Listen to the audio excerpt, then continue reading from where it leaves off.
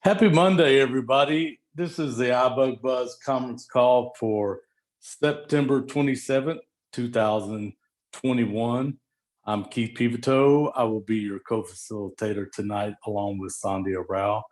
This is an open forum question and answer session for everything iOS and related devices such as the iPhone, iPad, iPod Touch, Apple Watch, and TV. More specifically as it relates to voiceover, as well as the various devices or various accessories that you can use on these devices, such as Bluetooth keyboards, Bluetooth headphones, braille displays, etc. This call is being recorded. We record this call for our own podcasting, as well as cite into sound replays parts of this call for some of their shows. There are different ways you can mute, and we do ask you please to stay on mute when you are not talking, just for audio quality and general order on this call. And if you're on the iPhone, the Zoom app has a toggle at the lower left-hand corner of the screen. It's a toggle on and off. You can mute on and off, as well as the iPad. It is in the top center. On the Mac, you can go Command-Shift-A. On a PC, it is Alt-A. And on the phone, if you're calling in on a regular line, it is just *6. You can use *6 for a toggle on and off. We will get into this a little bit later. We do not use the hand raise or the hand raising feature. If you want to ask a question or make a comment, just find a break in the conversation and announce your name and wait on one of us to call on you. And once Sandhya or I call on you, you will have the floor. And when we announce where we're from, as well as asking questions, making comments, once you're done, please just go back on mute, and that'll help us out there. With that being said, we'll go around right now and announce where we're from, just if you will say your name and where you're from.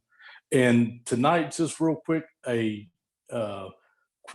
don't get into any details. Just say if you've updated to iOS 15 or you have not. Just a quick, yes, I have, no, I have not. And I'll start off. My name is Keith Pivoteau, and I'm in Austin, Texas, and I have one device updated to iOS 15. And this is Mark in Montreal. This is Chanel in Houston, and I have updated. This is Herbie in Houston, and I think I have updated. Mark in Montreal, I don't know if you heard me or not. And I have upgraded to iOS 15. Yes, we heard you.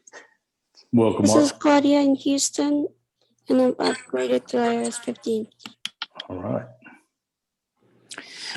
This is Stephen in Austin. I have not yet, but I will. Okay.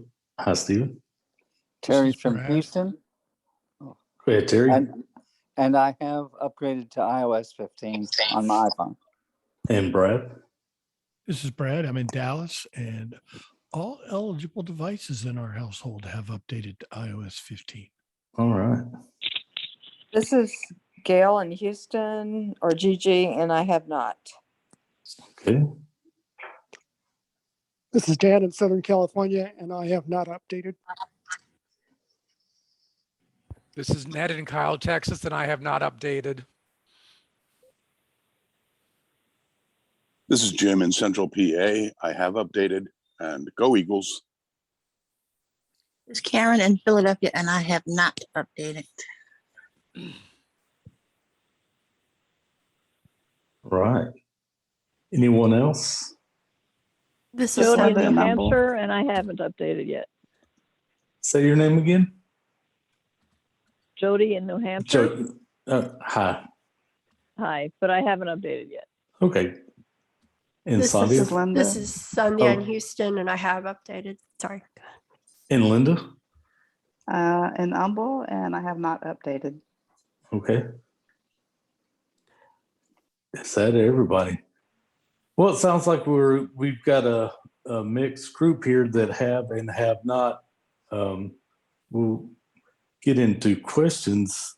And like I said, we do not use the hand raising feature. So if you would like to ask a question, I have a feeling that we will be talking about iOS 15 for a while. It seems like, leading up to this release, they really kept it, I guess those who had some of the beta testing going on knew what was coming, but it seemed like they were keeping a lot of stuff under wraps. And it seems like this, in my view, has been one of the bigger updates. They've added a lot of stuff and changed the way things look. So with that being said, please ask any and all questions if it's iOS 15 related or not, and we'll just open it up. And if you would like to ask a question, just go ahead and say your name.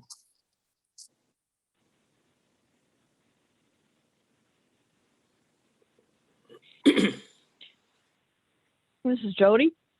Go ahead, Jody. I know a few people who depend on Siri to access their voicemail and their texting and everything by just asking Siri to play voicemail. And apparently it doesn't do it anymore. It just says, "I'm sorry, I'm not able to do that." And I know that Siri is more centered on the phone now than on the cloud. But I wonder if anybody else has had that problem and they know anything about that. I think, in fact, I'm going to throw this over to Sri. We were talking about it earlier and kind of went over it Saturday, of course. And Siri, yes, I think out of everything for us, Siri has been affected the most. And there's some stuff that's hit and miss, and there's some stuff that just absolutely does not work. And if Sri's available, I'll let Sri talk about it. This is Sri. Go ahead, Sri. Yeah, I was just, I kind of mentioned this on Saturday, is if you are relying on Siri to perform some of the basic tasks, I would suggest just holding off. I'm getting about a 90% failure rate on some of the things that used to work that are not working. I know Apple is well aware of the Siri issues, so I don't think we have a workaround. So hopefully they are engaged, which I think they are, and hopefully in the next release or so, we should have some of the stuff resolved. I would just say if you can work around, there are things that allows us to work around. If you have the patience to do that, then you could try it out. And if it's not, I would just hang tight. Use what you have till that part of it is resolved. This is Gail. This is Jody. Go ahead. Did I hear Gail and Yes. Jody? Yeah. Go ahead, Jody, if you have a follow-up, and then we'll go to Gail. Yeah, I was going to say that the people that I've been talking with they have not updated their phones, so they're not running 15. They're running an old the older version. But I think that it's more. I think that it's on the Siri end in the cloud that it's all happening. That and I makes agree, sense. they should be less dependent on Siri, and that's what I basically told them. Okay. Go ahead, Sri, and then we'll go to Gail. So Jody, I'm not sure if that, not 100% is going to go to the cloud. I mean, go locally.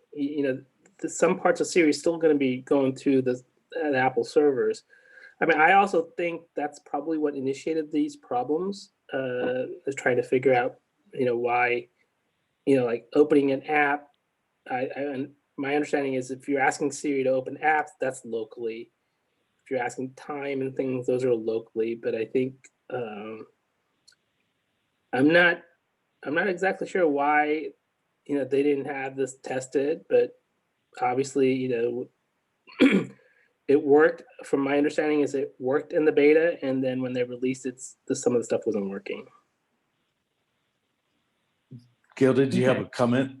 Yes, I did have a comment on Okay, this. go ahead. Because I'm on, I think 14.7, and I noticed that, because my Siri, I used to have, Siri, read my voicemails, and it has not been working for a couple weeks. And so I didn't know what version Jody had.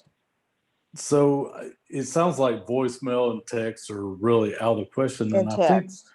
think what Yes. is happening, so Siri is going to work in the cloud and with 15 somewhat on the phone. So I think somewhere in there, we're seeing some overlap between the 14 versions and the 15, of course. I mean, it's going to work on, Siri's going to be on both. So there's something in there, like Sri was saying, I think in trying to transfer some of it over to the phone in 15, there's just something in there not working exactly right.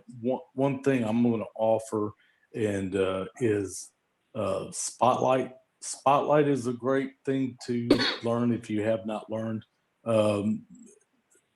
looked at it, because when Siri's not working, whether in this case or the Wi-Fi is down or whatever the case may be, Spotlight is a great way to navigate around, especially if you have a bunch of apps that you do not know where they're at. And the app library at the very end, if you swipe over to the very end, you have some sort of navigation that you would in the place of using Siri. Are there any other? This is Jim. Go ahead, Jim. Yeah, I have a suggestion that she might try if she's still here. Or, well, in any event, what about if you were to disable Siri, close it out, and then go back into settings, go back into Siri, and re-enable it? It might refresh those connections so that it might start working again. I've tried This is that. Sri. I'm sure Shree's tried. Go ahead, Sri. I don't think that's the issue. I think this is an issue where the communication aspect of it is not working. I mean, I've done a force reboot. I've done the things that you suggested, and it is not working. I mean, Apple has come to terms. They also realize it's not working. I don't think a simple reboot, any of those stuff would be fixed. You've contacted Apple, correct, Sri? Oh yeah. I mean, I Yeah. had to do. I've done 3 screen recordings with them. I've given them additional locks if they came back to me. So this is a major issue that they know about. So just hang tight. Hopefully, as big as this issue is, it'll be in an update soon where some of this is fixed. This is Jim. All right. I just want to make one quick comment about all of this. I think this is a good experience for all of us because we rely on one aspect of the phone, and when that doesn't work, because we train ourselves, we won't learn the other stuff. We'll just let Siri do all the legwork. And now we're in a situation where the tool that we relied on so heavily is not working. So I would highly encourage us as blind users to not be fixed in one way of getting our answers. Use the other tools that the phone allows us to use. That's a great suggestion, and that kind of leads into our Jumpstart mentoring program. We do the same thing. It's just like we learn how to navigate the phone without Siri, just in case stuff like this happens. And once you learn how to navigate using Spotlight and just regular navigation, swiping and whatnot, then you can use Siri. But if Siri goes out, you always have a fallback plan. Go ahead, Jim, real quick. Yeah, I was just going to say, and then I guess we could probably move on, but I do know that 15.01 or whatever the next iteration of iOS is already in public. It's already in public beta for the testers and whatnot. So they probably are working on a lot of these fixes that we run across. Well, and that's been the MO of Apple every year when we have this major release. It comes out with bugs, especially with voiceover, because they're working hard for things to work in the cyber world, and they do work, extensively on voiceover, but there's stuff that's going to be broken. I know it. And every year it seems like they have a pretty quick update that fixes a lot of stuff. So, all right. Good conversation. Next question.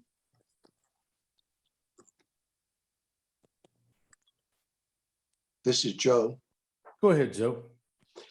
Mine's probably a whole lot simpler question. I was trying to copy 5 pages, and at the time I was using Seeing AI, so I could copy them. I wanted to collate them, and then I wanted to save them as a PDF. Okay. Now I'd be able to copy them just fine, and I think I was even able to save it, but I had to save 1 page at a time, and I wanted to collate them, and then I wanted PDF so it would all read to me at one time. Any suggestions? Does anybody have any suggestions? Oh my. This is Sri. Go ahead, Sri. I didn't use Seeing AI. I used the scan tool within iOS. Like, for example, in the Notes app, there is an option to scan, and it'll ask you, do you want to collate the scans? And I said yes, and it just created 1 PDF. It does give a question. It does ask a question, do you want to collate the ones that you scanned? All right, now I also tried, what's it, Voice Stream Scanner, and it would scan in and read to me quite well, but being able to save it and correlate them, that was the problem on that one. But you talked about using iOS scan, was that, did I hear that correct? This is Sri. Yeah, I'm sorry, I should have said Joe, excuse me. So basically, if you use like the Notes app and you go to more options, one of the options that it has is a scan. And basically most of the apps, Apple apps, such as Pages, Keynote, they all have that scanning option built in. I just use the Notes because that's the one that I've used before. And when I scan multiple pages, it asks the question, do you want to collate it? And I say yes. This is Joe. Now this is the Notes app that would be just on the cell phone part of it. You don't have to go anyplace else, just the Notes app, and go in through that way and scan them. That's right. So when you go to the Notes app, you do have to flick right to the more options. More options. All right, good. And then one of the options will be in there is the scan option will be there. All right. All right. More options, scan. And Sri, just clarification, you do have to open up a new note and then the more. Okay, very good. This is Chanel. Go ahead, Chanel. So 2 things. Is there a reason that you need a PDF in particular? And then the PDF in that Notes app, does it actually create a text-based PDF or an image-based PDF? Oh, this is Joe. I didn't know there was a difference. I wanted it to read to me. What I was trying to do is have it on the cell phone and then to go to this one service and being able to hear what all it was saying on that.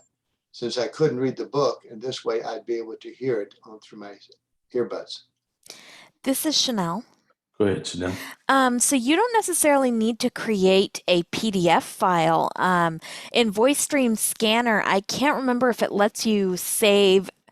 What you would do is scan all the pages you want, and I think you would still click or tap on save after each page, but then you could, well, I take that back. I'd have to look. But you don't, it'll save as text for you. It will also save as PDF. But I don't know if the Notes app does image-based PDFs or if it actually takes those PDFs and makes them into text. This that is I don't Joe. know. Go ahead, Joe. I had scanned them in, like I said, with Seeing AI, and then I saved them individually. But what happened is, and that's what it was. I'd have page 1, then page 2, page 3, instead of correlating. Well, I think that Notes app idea was pretty good. And if I remember right, go into Notes, go into More, go down to Scan, and then scan it all in. Was there another piece in there? Yes. Just make sure you open up a new note when you get into the notes. Well, you'll open up a new note, and then that More tab will be in that new note for you. All right. This is Joe. Go ahead, Joe. So do I scan one page and then save it and open up a new note and then save it again? Or will they Sure. all be on top? I believe you can save it all in that one note. Yeah, it's good. You're just going to continue scanning, and then it's going to ask you at the end, do you want to collate it? Okay. This And is Sri, And can you use the? Go ahead. Yes. Go ahead.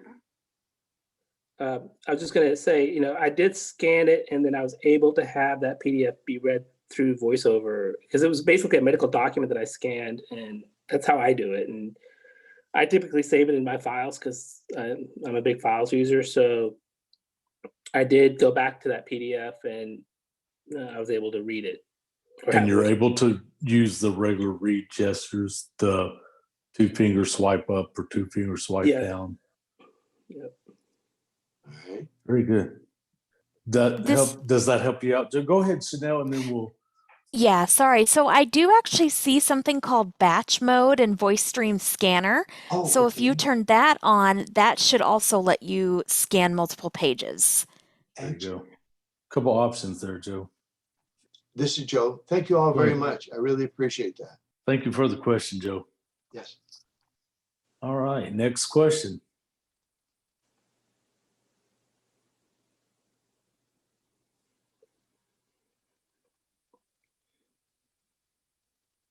This is Marty. Go ahead, Marty. I don't know if you guys talked about this on Saturday, but one of the things that I've had a problem with since going to iOS 15 is all my clock apps that used to bing and bong and talk. Mm-hmm. They're like quiet now, as if they didn't exist. I took one or two of them, I deleted it, went in the App Store and re-downloaded it, and it still didn't, you know. The only thing I have not done is restart the phone. Go ahead, Herbie. Go ahead, Herbie. Yeah, this is a widely experienced bug. I've definitely had issues with this going back to the betas, and it's just really unfortunate. And I even tried downloading recommendations somebody made the other day. This another app called Voice Over Clock, and that doesn't even work. So it's something that hopefully does get fixed over time. This is And I Mark heard Montreal. Westminster Chimes was one of them mentioned Saturday. Is that right, Herbie? Westminster Chimes, Voice Over Clock. I tried that. Yeah. Jonathan Mosen speculated in his podcast that it had something to do with the fact that iOS has disabled something to do with notifications that have certain custom sounds. But then again, I'm not sure if I agree because like my ESPN app and Fox Sports app, they definitely play their custom sounds for notifications still with no problems. So I'm not quite sure what is going on there. So yeah. Yeah, this is Marty. I don't agree. Hold on, Marty. Herbie. Hold on, Marty. Let Mark. Go ahead. Mark may have a comment here. I was just going to mention there's Mark in Montreal. Herbie already beat me to it, mentioning what Jonathan Mosen had mentioned on his Mosen at Large podcast on Saturday. This question came up by one of the listeners, and he did allude to it as well, that it's been major issues for all the clock apps. I'm done. Okay. Go ahead, Marty. Have you tried because I haven't tried it yet, Herbie. Have you tried restarting the phone? Yeah, I've tried restarting the phone. Definitely. So it's Marty. So we have to wait, I guess, until they come up with a bug fix for that. Sounds like it looks that way. Yeah. Sounds This like is Jim. Yeah. Go ahead, Jim. It may just be, you know, that a lot of this stuff's going to get resolved in the next release. So Definitely. I would just kind of hang on and see what happens then. And I think that's, I mean, like I said, the MO of Apple has always been with this major release every year that there are some bugs that, I mean, just are big bugs and some that are just inconveniences, but they always seem to come out with an update to fix these pretty quick, if not 1 or 2 updates. All right. Sheree, This were is you great. want to say something? Go ahead. I was just going to say, everybody in this call, when you're using these things, if you notice something, report it, because the more that gets reported, the more likelihood they're going to address it. Like if just one person reports about the clock, I guarantee it'll be one of their lowest priority of fixing something. But if this is something big to you, call them every day. Say, hey, my clock isn't working. My clock isn't working. Because the more we complain, and the more that they have in the More logs that we're attention. complaining, it's going to get addressed. Yes, good point, Tree. Thanks. All right. Next This is question. Ned. Go ahead, Ned. Yes, this is just out of curiosity. We're talking about all the bugs with iOS 15 around accessibility issues for low vision and blind users. Are there bugs for visual people? Are they dealing with issues that we are aware of, or do you have friends that are complaining about the iOS 15 that are cited? This is Sandhya. Go ahead, Sandhya.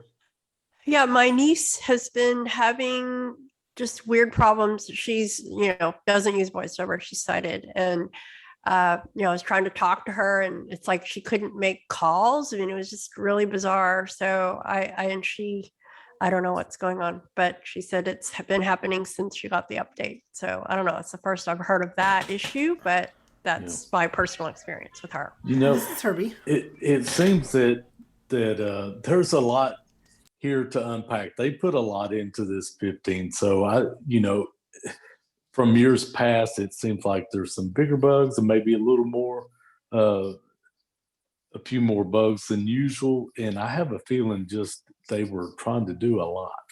And so we're just going to have some growing pains for a little bit. Go ahead, Herbie.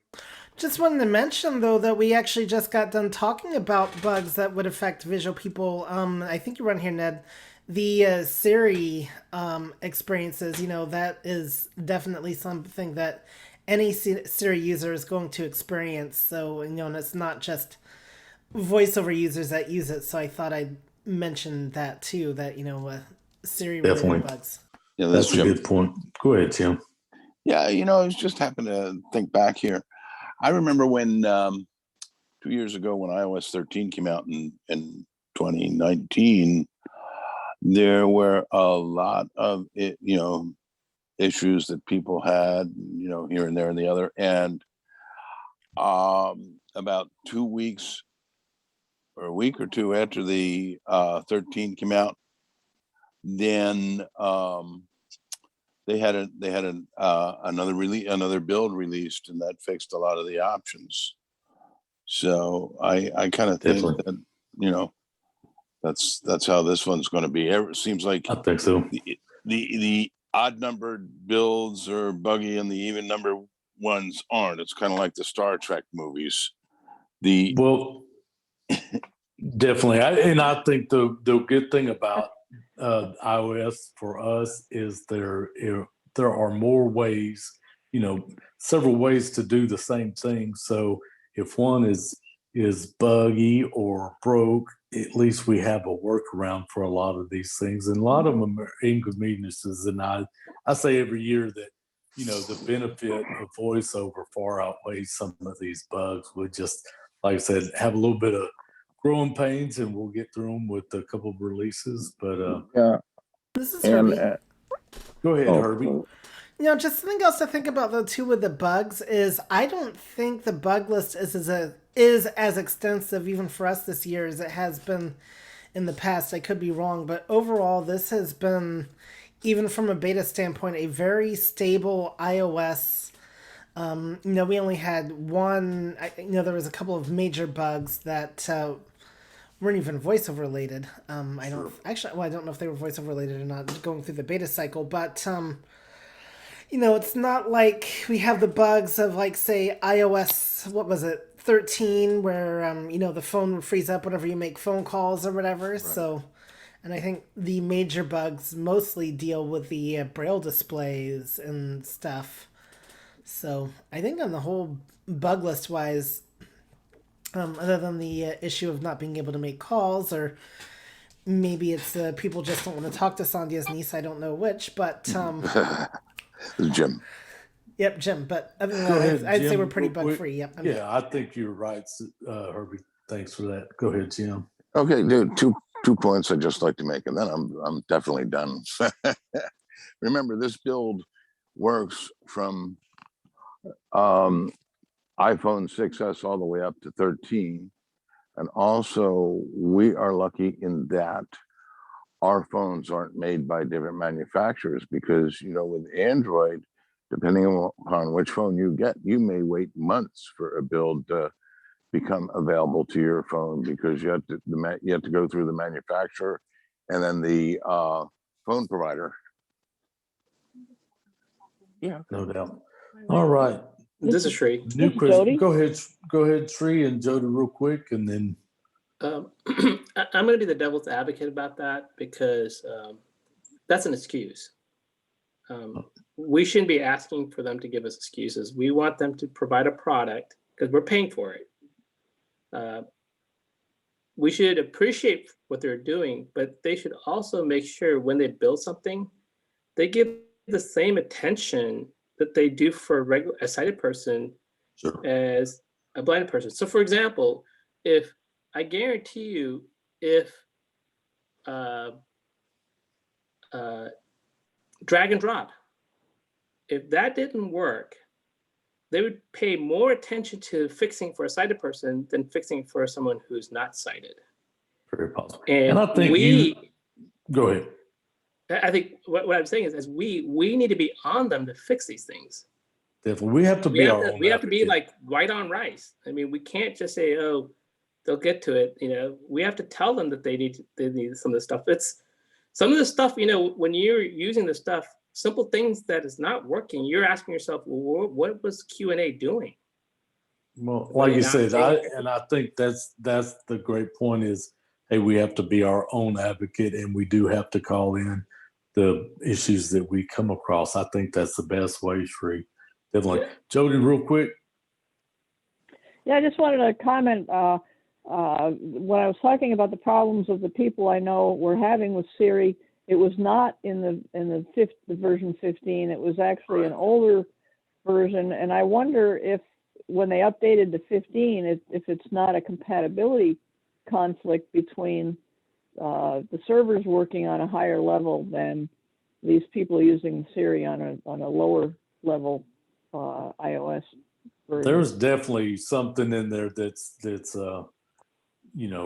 common thread between the updates and just some overlap there. But like I said, Apple every year gets on top of it. But like Sri was saying, we definitely have to be our own advocate and report these issues so they move up the list for sure. All right. Next question. Mark in Montreal. Go ahead, Mark. I was just going to say to Jody that, and Herbie and others will verify this because they're using 15 or have had experience listening to podcasts. If you're running anything less than an iPhone 10, a 10 and newer, including the SE 2020, is fine. You won't get the enhanced features and probably not the enhanced Siri to work for you in the way that it is meant to work on iOS 15 unless you have a 10 series phone or up from there. And disagree. One thing, Sri, I was going to encourage everybody to go back and listen to Saturday's Apple Workshop. It is they cover a lot of ground of the features and touch on some of the bugs, and some of the stuff we've talked about here is discussed there, and of course it's touching on it and bringing light to what's there and what bugs are there. Herbie. Go ahead, Herbie. Sorry to keep hammering the subject, but something I want to bring up to prove the point that sighted people are not immune from bugs.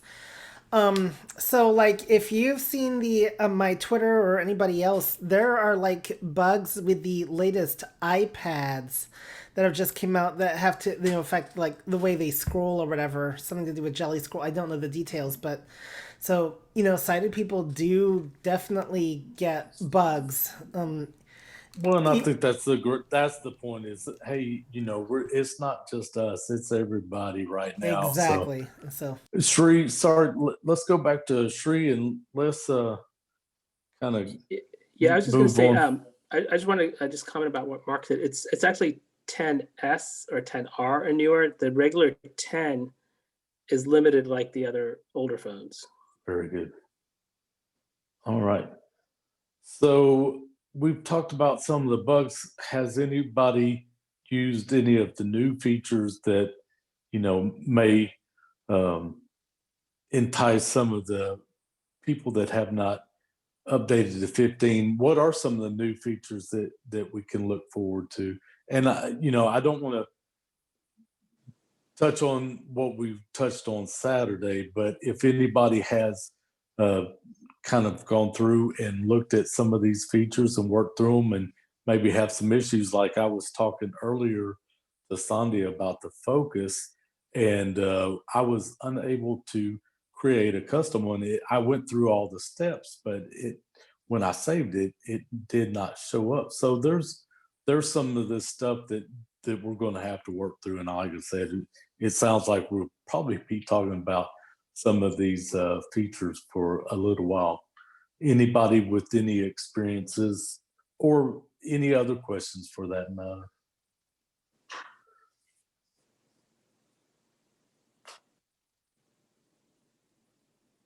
I like the This four is- finger double tap. It's Mark in Montreal.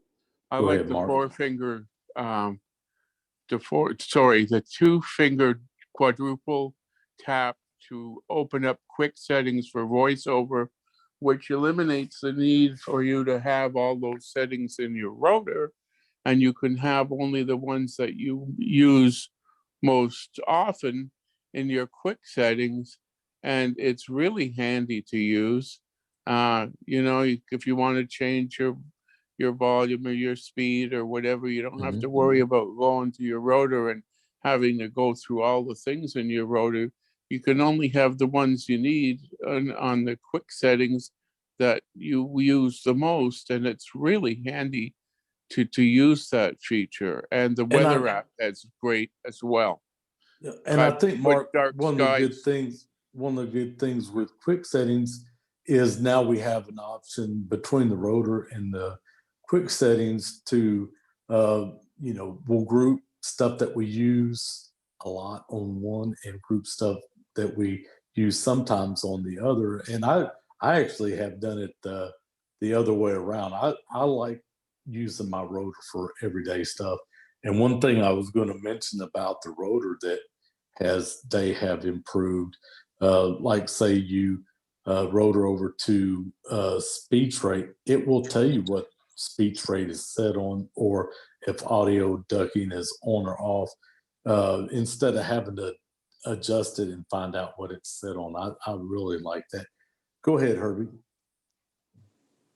Oh, I was going to mention that one of the things that I've gotten to play with a little bit is how group FaceTime works, because now what it likes to do if you're wearing headphones is place people on your left and right. And I mean, I like how Clubhouse does it a little bit better, but it's still an interesting experience. So that is definitely something different. Like Mark, I'm really looking forward to being able to teach the quadruple double tap to newer iPhone users, because I know a lot of people do struggle with the rotor gesture and trying to explain it to them. So I'm thinking that people might find this easier. So I'm kind of looking forward to that from a teaching aspect. Definitely. And one thing I was going to mention there, Herbie, and I in fact I have this on one of my devices. I switched the rotor gesture. The two finger swipe left and right is actually open, and I reassigned the rotor right and left to those gestures, and I find it's actually a little faster.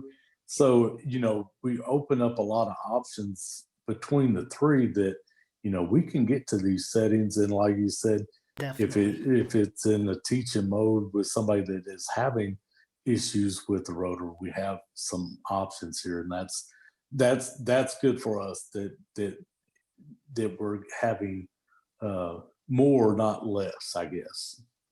This is Chanel.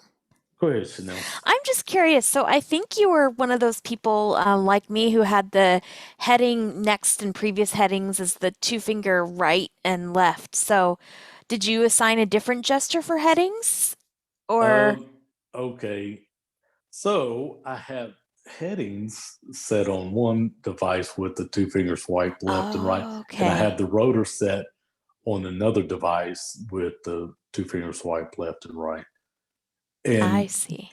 and I use headings all the time, so I really that's my go-to.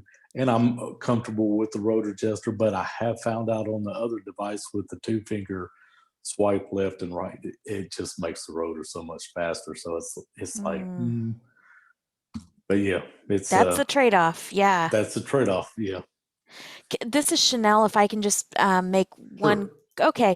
So yeah, so they have this new groups thing where it's supposed to be like the reason I didn't even discover that really they had that or the because my gestures were set at the headings with the two fingers. So two finger flicking out is supposedly or swiping out to to move into a group or out. I don't know. So I reset the gestures back to their defaults and then discovered I didn't like it, so I put my own back in. Very good. Yep. This is Jake. Go ahead, Jake, and then we'll go to Sri. I have a question about the two finger swipe left, swipe right gesture. Yes. What is it default? What is that gesture in the default setting? So in the defaults, it is not assigned. That was one of the reasons I picked it. It was because it was unassigned. And then I really, after I assigned it and started using it, I really like it. Because that would be a good router gesture because I got a hard time using the router, flicking it and stuff. Yeah, like try selecting that. the router gesture. Yeah, try that two finger swipe left and right. I really like it. Okay. Thank you. And Sri? I'll let Chanel. I think Chanel wanted to say something about this. So. Oh yeah, I think in iOS. Oh, sorry. This is Chanel. Go ahead, Chanel. In iOS 15, those two finger, it becomes this. It's normally unassigned, but in iOS 15, it's assigned to the moving in and out of groups. So I have not tried that yet. Okay. This is Mark And in that's why you Montreal. said you set it back. Yeah. Okay. Go ahead, Sri, and then we'll go to Mark. I have a different thing, so I'll just let this go. Okay. Mark, is this on this? This is on this. Yeah, Okay. Chanel is exactly right. It's kind of like Chanel. Think of it like when you're interacting on the Mac with the trackpad. It's kind of that similar type of function, except it's on an iPhone now. That's how I understand it from Anonymous's explanations on AppleVis. He's done about 7 podcasts on the various features of the new enhancements in VoiceOver, and the first one he did was the top 50 new enhancements to VoiceOver. So you might want to check those out in AppleVis as well. Mark, can you mention the different podcasts that you have been listening to that covers out iOS 15? The two that I mostly depend on are in AppleVis. The first one that Anonymous did was the top 50 new enhancements to VoiceOver and a summary and a brief demo of each one of those 50. It lasts about an hour and 20 minutes or an hour and a half. And then he goes on from there to do separate podcasts on some of the more features that will be universal and the ones that people would want to use, I should say, like doing the cloud stuff and the weather app and the 4-finger, double finger, the 2-finger quadruple tap, all those things. He covers all of those in his various podcasts that came out starting on the day that iOS 15 was released. It was about 1 a day. So check those out on AppleVis. And the other one is Mosen at Large that I pay attention to, his weekly Saturday thing that he does. Okay, very good. Thanks, Mark. And Sri, go ahead. Yeah, I was just going to do something else that I found very interesting. I initially thought I wasn't going to like it with Safari when they moved the URL to the bottom. Yes. But I find it that since I have the 12 Pro Max, it's so much more efficient for me that it's down on the bottom. I'm able to not, not to, move my hand away from a certain part of the phone. This allows me to just kind of keep everything kind of low, and I'm able to basically control about 98% of what I want to do in Safari all the way down at the Very bottom. good. All right, hold that thought. We might come back to that here in a little bit. Is it Ibrahim? Go ahead, Ibrahim. Yeah, I just have a quick question. I'm not sure if it's a bug or something, but I'm running iOS 14.8 and most lately using the iHeartRadio app. Whenever I close it and come back to it the next time, it starts playing music the minute I open it, and I have not found any kind of settings inside that says like stop music from playing when startup or something like that. All right. Is anybody familiar with iHeartRadio? I have not used it in a while. This is Sri. Go ahead, Sri. I just have a question, Abraham.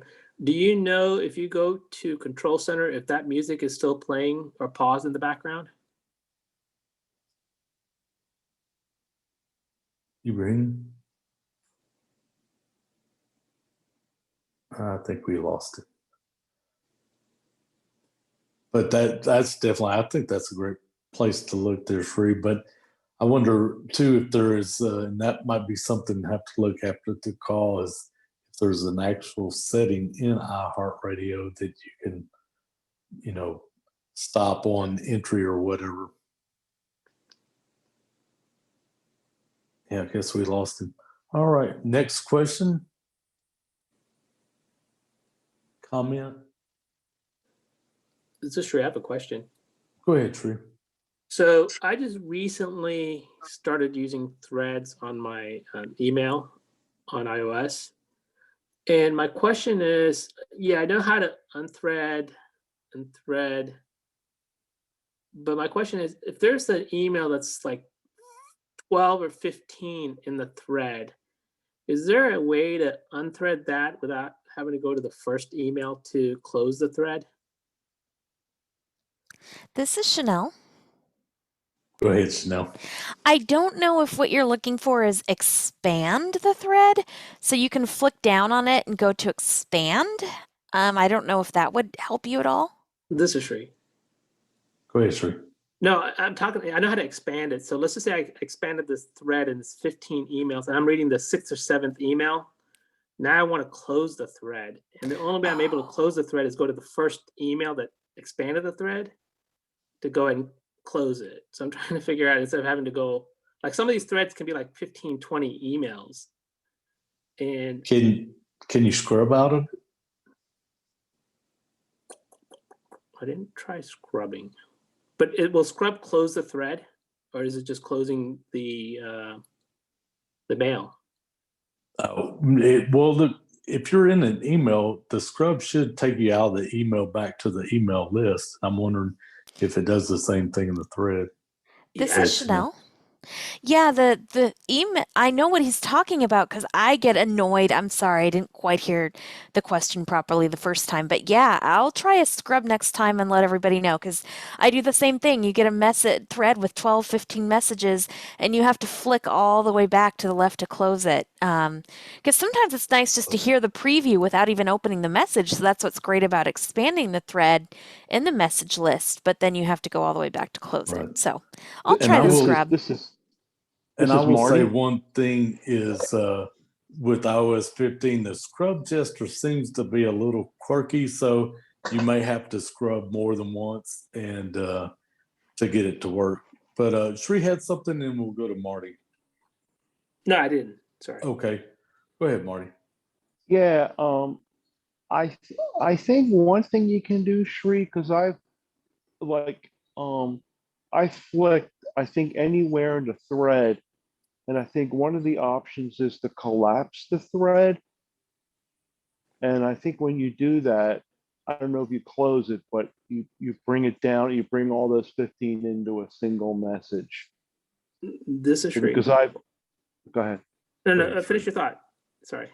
No, because I have I've almost done that because I flicked and then it's like I didn't want to collapse the thread, but I saw that option in there. This is Sri. So I don't see that option when you're inside the thread. I do see that option only on that first email that that expands the thread. Oh, okay. I'll definitely look at that too. That's interesting. Nikki has a Question. question. Go ahead. Is there any way, for example, the 924 program that is going to be on Thursday, I believe, on Clubhouse, is there any way that somebody with only a landline can access Clubhouse by phone if they don't have a smartphone or a computer? And are you going to have that on the iBUG as well, where they could access it by phone?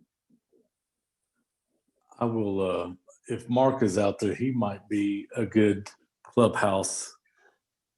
I didn't know whether Brad. this was the right place Go to ahead, ask the Brad. question or not. I was going to no, say that's there good. is no way to access the Clubhouse.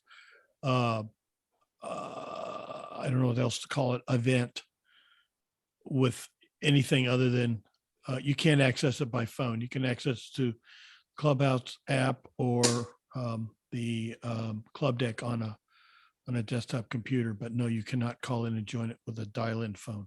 This is Herbie. Are they going to, I'm sorry, go ahead, Sharif. Go ahead, Herbie. I mean, the only way it could be done is if somebody was willing to, like, say, patch in Clubhouse to something like Zoom or whatever, where the person could call into that, but there's no direct way to. But there's definitely, it could be done indirectly, just not directly. Okay, this is Nikki again. Is there Go any ahead. way that iBUG would run the program simultaneously on the iBUG website? Because I think you guys Michael. have done that before. Go ahead, Michael. Yeah, we're not planning to do that. It was just a Clubhouse only event. We're not recording it. We're not, doing it on Zoom at all. Okay, thank you. Okay. This is Sri. Go ahead, Sri. Michael, this is towards you. Do you know if Clubhouse doesn't want us to do that also? Like, are they like telling us you shouldn't attach it to another platform? I haven't heard them say that. I know you're not supposed to record it. This is Dan. Go ahead, Dan. Yes, it can be patched. Ira does it. So yeah, it can be patched to Zoom and Clubhouse. This is Thank you. Brad. Go ahead, Brad, real quick. Yeah, I was going to say Freedom Scientific has been doing it with their, they did it with their FS, God, what the hell they call it? FS call-in show that they do. They did it this last time, and I know they are now recording some of their events that they do on Monday and Wednesday or whatever days they do them, and they're putting them up as podcasts. This is Herbie. So I guess the quick answer right now is no, it is not. Maybe something that Michael will look at in the future, but go ahead, Herbie. Thank you. So on the issue of Clubhouse recording, it's always been my understanding, and I follow this pattern if I'm recording an event, so long as you clearly indicate that the event is recording. So what I've seen, like Jonathan Mosen do, for instance, when he records events for his podcast, is he puts like star recording star in the description, so it kind of draws attention to it. So, you've clearly indicated then that the event is being recorded. So that's kind of like, so as long as it's clearly indicated, then yes, you can record. Yeah, this is Brad. All right. Go ahead, Brad, real quick and let's. Today on the Freedom Scientific thing, there apparently is some new badge or icon that they put in the room description that it was being recording, because prior to this they've been recording the discussion but not when people ask questions because of whatever Clubhouse reason. But today they talked about they changed their policy, so that must be something new that they're doing. Very good. All right, let's swerve this back into iOS a little bit. Anybody have an iOS related question? This is Jody. Go ahead, Jody.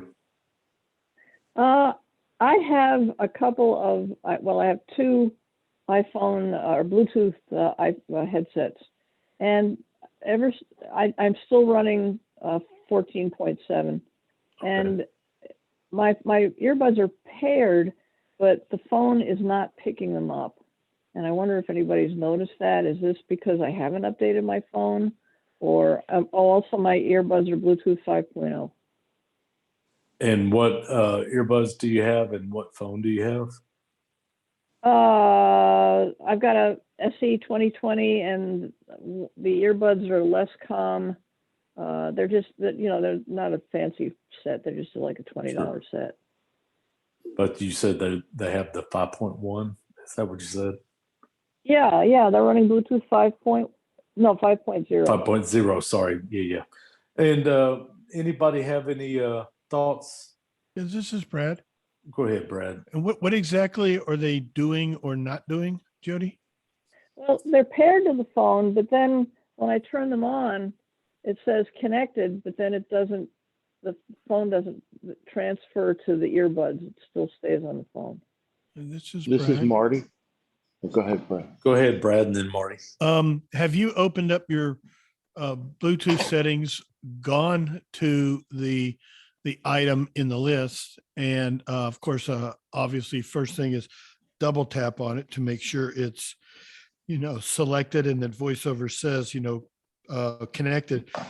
But you can also click up or down to where it says something like more info, and then you can open.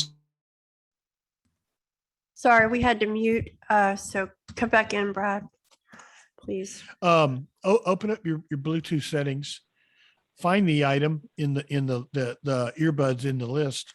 Of course, VoiceOver should say connected, but I always double tap anyway. Then you can flick up or down on the item, and it should say more info, and open it up and look in there. There should be more settings for it, and see what's going on there.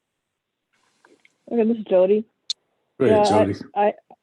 I've done that, and now it's intermittent. Sometimes it picks up, and sometimes it doesn't, and then sometimes there's a delay, and then it will pick up.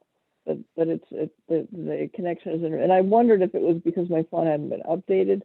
So I will go in and check those settings. And I just wonder if maybe my earbuds are getting to be outdated. If they're Go ahead, Brad. I don't think it's got anything to do with what version of iOS you're running. I'm just wondering, make sure the earbuds are fully charged, and it just could be something that's got to do with this particular brand of Bluetooth product.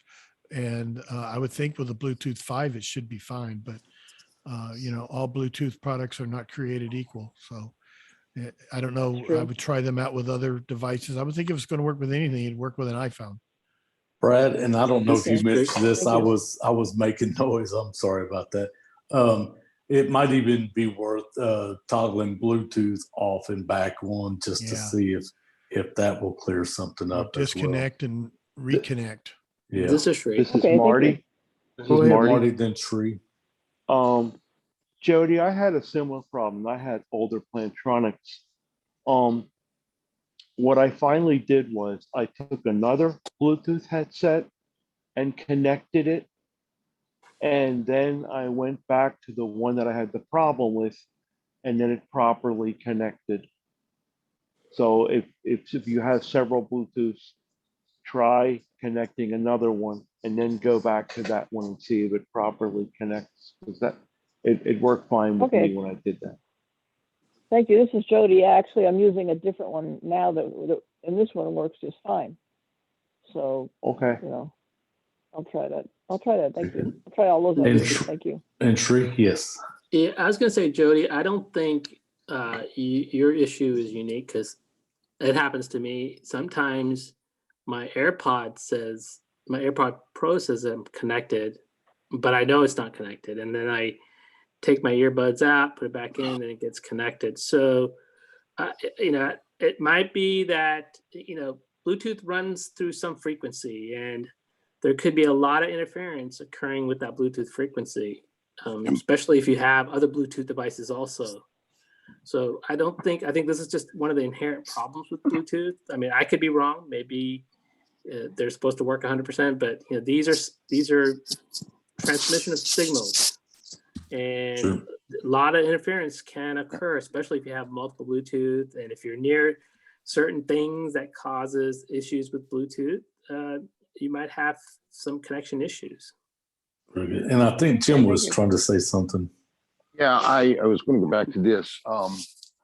In that section where you can go to more info, what you can do sometimes, because I've seen this happen with Braille displays, is go into the more option under your particular your earbuds section on your Bluetooth, and go to forget device, double tap that, and then repair your headphones. That can make a difference sometimes too. All right, this is Very Sandhya. good. Okay, thank you. I think we're at halftime, aren't we? Oh, yes, we are at halftime. Thank you, Very Keith, good. very much. Thank you, Sandhya. Thank you, everybody. Great questions. All right, very good. Okay, so moving along. So if anybody joined us and didn't get to say hello the first time around, please say who you are, where you're from, please. Mo from Houston. Hello, everyone. Hey, Mo, good to have you. Thank you. Mark in Montreal, I never got acknowledged the first time around, so maybe you didn't hear me. So I'm saying hi now. All right, yeah, good. We heard you actually, but good to have you. All right, who's next? This is Jake from Michigan. Hey, Jake, welcome. Thank you. Sri from Virginia. Shri, welcome. Desi from Phoenix. Hey, Desi, welcome. Thank you. Roy from Fort Worth. Dana and Roy, welcome, sirs. Sirs? No. Well, Nikki from San Francisco. Nikki, welcome. Somebody else? Hi, it's Freddie from Galveston County. Hey, Freddie, welcome. Anybody else want to say hello? Elisa and Porter. Hey, Elisa, welcome. Anybody else? Elroy. Who is that? All right. I hope I think I know who that is. It's Michael. All right. Okay. So moving right along here, we're going to quickly go through some iBUG announcements for this week. We have tomorrow Clubhouse on Clubhouse. There'll be iBUG Mini Buzz from 5 to 6 p.m. And that is on Clubhouse and Clubhouse alone. Then on Thursday it's iBUG's Life. And it was rescheduled from last week, and we'll be talking about Non-24. That will be at 6 p.m. on Clubhouse. And then we have we'll skip Friday for right now. And then just we've kind of alluded to this already. We have had our iBUG Apple workshop this past Saturday, and we went into did an overview of the iOS features. And it is posted on the website, so it is available for review, and it is also available on the YouTube if you want to follow that as well. Real quick, we have, let's see, what else do we want to tell Mac and you about? Talk. Oh, yes, of course, Mac and Talk tomorrow on Tuesday. Fourth Tuesday from 7 to 8:30, all things related to the Mac. Thank you very much for that reminder. Let's see what else. Just social media, how to get a hold of us. Our website is ibugtoday.org, ibugtoday.org. Best place to register. Nothing, it's all free. Everything we do is free. So if you register there, then you will get notifications of everything we're doing. And that's a good thing. And let's see, Facebook. We have Facebook page, facebook.com/group/iBug today. Twitter @iBug today. And like I said, we're on YouTube, iBug today. Do we see a theme? All right. Okay, very good. We hope that you will subscribe to YouTube and get all of our podcasts are put up there. So that's a good place to review them. And like I said, they're all available on the website and within the website under podcasts and then past podcasts, you can go back and search because all of these are archived, and we have show notes for all of our various top different events. So you can go and search for whatever it is that you want to learn more about. They are there for your review and consumption.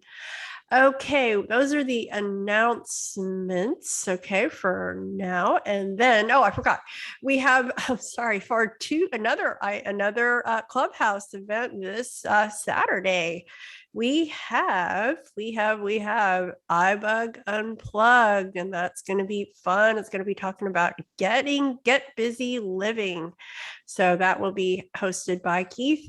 So looking forward to that as well. So, and then we will be back next Monday for iBUG Buzz again. All right. So with that, I kind of forgot about Friday. How could we forget about Friday, right? Friday night at the virtual movies at 8 p.m. Central, 7:30 for the social time. Listen to do a little name that tune, have a joke or two. And then after the movie, we have some discussion and share what people thought and some trivia. That's always lots of fun. And with those dazzling clues, we have the dazzling iBug guy. Is he out there? iBug guy? Ooology. Oh boy. It's going to be one of those nights. Ooology. Okay, go for How do you it. spell it? Go for it. Don't encourage injury. Okay, keep going. Obviously, you recognize logy on the end, right? Logy. Yes. Means study of something. Right. The beginning is a pair of goose eggs. I knew I should. And the point is what? Ooh. What's a goose egg? Anybody know what a goose egg is? Zero. Well, in this Dana. case, it's a O. O. Yeah. Oology. Okay, you made your Which point. is the study of birds' eggs. Birds' eggs. Does that really exist, or did you make that up? That's such a cool word because it's goose eggs on the beginning and it's study of goose eggs, which is really the definition. Did you make Well, this a up? goose egg was somebody getting punched in the eye. All right, so let's That get works on too. Mr. McCullough, let's go. It's now time Let's get to the Michael for movie minutia. Come on. Michael. Oh boy, it gets All more right, and more. welcome one and all. We are about to embark on our wonderful clues, guaranteed to To what? Amaze and astound you. Where did he go? Okay. All right, back. Oh my God. We Okay. are ready. Remember the rules. Don't Yeah. shout out the title of the movie. Just say your name. Say your name and wait to be recognized. And then you can shout out your title. All right. First clue. Clue number one. A body of water again has a part in our movie this week. We have oceans, we have seas, we have bays, we have rivers, we have streams, we have lakes. We have seen all kinds of things. This is Keith. Go ahead, Keith. Terms of endearment. Terms of endearment. Is there a water in that one? It was filmed on the Texas City dike, Oh, or part of it, the Corvette scene anyway. okay. Galveston Bay. No, This that's is not Marty. it. Go ahead, Marty. Ocean's 11. Ocean's 11. That would be a great guess, but that's not But it it's not either. it. We saw Oceans. What did we see? Oceans We something. saw see that one, I already. thought. Yeah, This we've is Sri. seen that. Maybe Okay, 11. keep All right, going. Sri, then Dana. Is it Miami Vice? Miami Vice. Is that a TV movie? show. I Negative. thought it was a TV show. Maybe No, they that's a made a movie. movie. They They made a movie I out of think it. there is a movie, yes. I Okay, don't think go it ahead. was too Dana. bad for our Sabrina. Sabrina. That takes place in, forget the body of water. What's This is the body of Ned. water? There's two of them. Hold on, everybody kind Yeah. of hold All off, right, hold off. Ned's one at a got the time. last guess here for body of water. A river runs through it. A river runs through it. That would be another great guess, but that's not it either. Okay, we're moving on to clue number 2.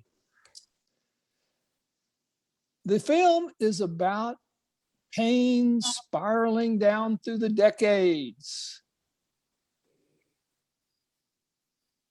Repeat that. It's Remember to about say your name. pain spiraling down through the decades. Oh, and I left out a part. And about unspoken secrets. This is Sri. Ooh. Okay, Sri. Aquaman. Aquaman. Trying to think of the connection, but no, that's not it. Good try. Move on.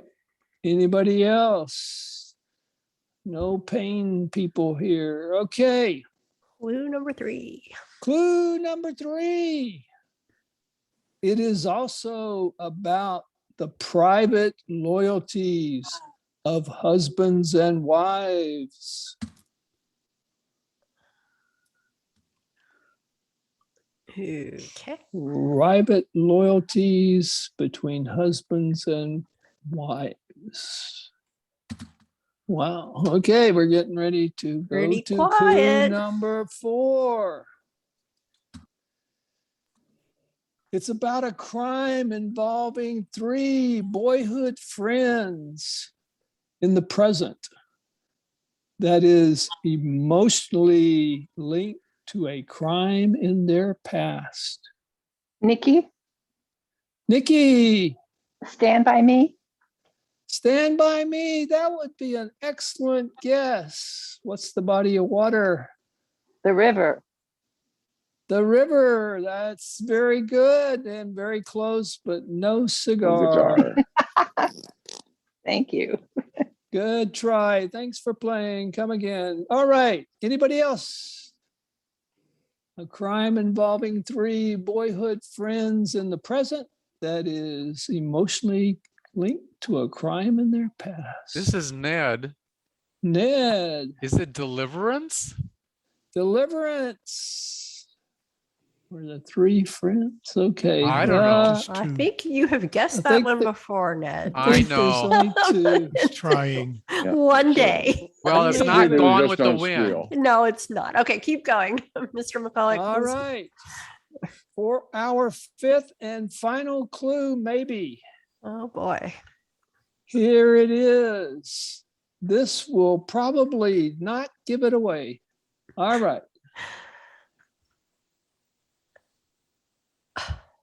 It could have been a whodunit story, but it looks too deeply and finds true human emotion. It could have been a simple whodunit story, but it looks too deeply and finds true human emotion. Mr. McCulloch, I This think is your David. clues are getting David. Is that Mystic River? Mystic River would be another good guess. This is And that's it. Ding, ding, ding, ding, ding. Oh my God, Mystic David. River.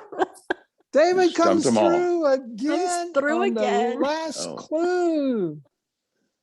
All right, very good. Mystic River, yes, starring Sean Penn, Timothy Tim Robbins, and Sean the guy Penn. that's connected to each other. Sean Penn.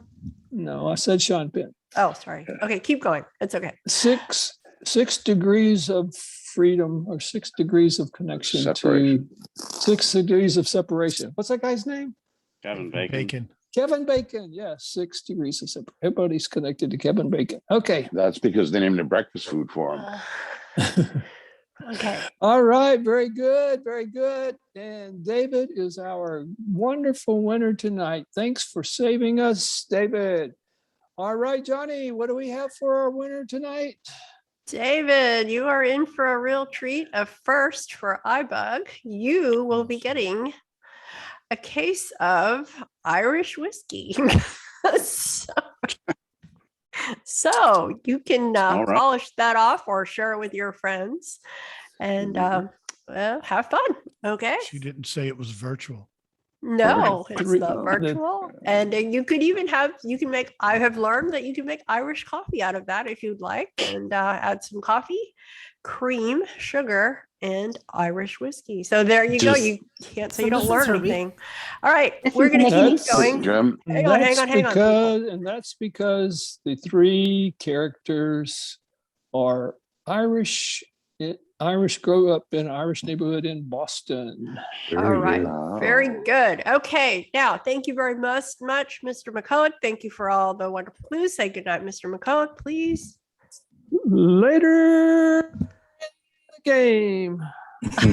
Oh my gosh. question for the group: who invented right. Irish whiskey? So we are going to keep going. So what we have now is we're going to be doing our iBUG bites. And then at the 9 o'clock hour, we will be talking about our iChoice segments. We got a busy meeting.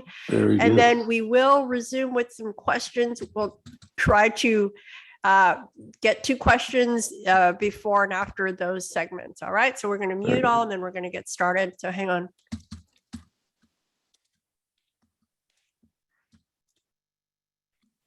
All right, Keith? I'm back. Okay, go I ahead. was just going to say really quick, if David, if you still have an iPhone that uses a fingerprint, just be careful. Somebody doesn't steal your fingerprint. Yeah, while he's drunk on Irish whiskey.